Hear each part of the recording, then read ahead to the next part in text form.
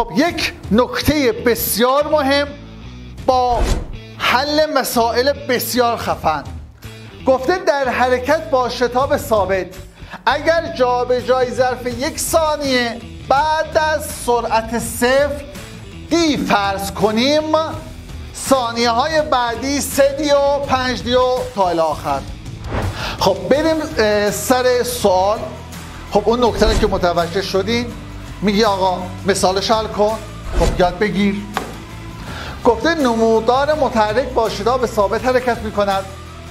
گفته جابجایی متحرک در 0 تا 8 چند برابر مسافت طی شده در این بازه زمانی است. نمودار x ته. من یک روش گفتم توی اون نکته گفتم v مساوی 0 رو پیدا کن. اینجا v مساوی 0 گفته 0 تا 8 0 تا 8 ثانیه v مساوی 3 توی 3 ثانیه هست پس اینجا 3 ثانیه. خب یه دفعه از این قسمت رو محاسبه کن. بگو دی 3 دی 5 دی. یه دفعه بیا تا 8 ثانیه دی 3 دی 5 دی 7 دی و 9 دی.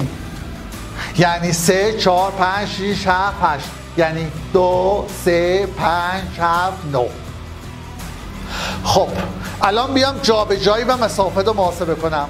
بگو نسبت جابجایی به نسبت مسافت.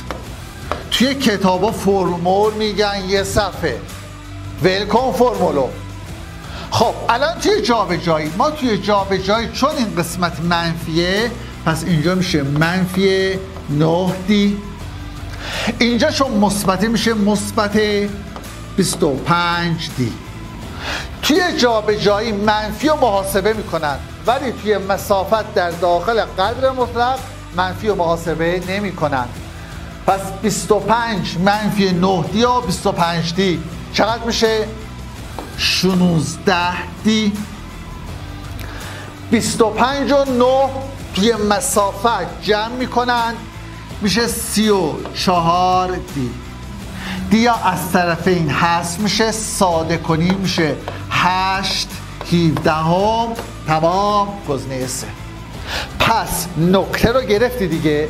اول 0 رو انتخاب میکنم v مساوی 0. بازه زمانی رو انتخاب میکنم. هر بازه دی 3 دی 5 دی دی 3 دی 5 دی 7 دی 9 دی. توی جابجایی منفی رو حساب میکنن توی مسافت منفی رو حساب نمیکنن. تمام.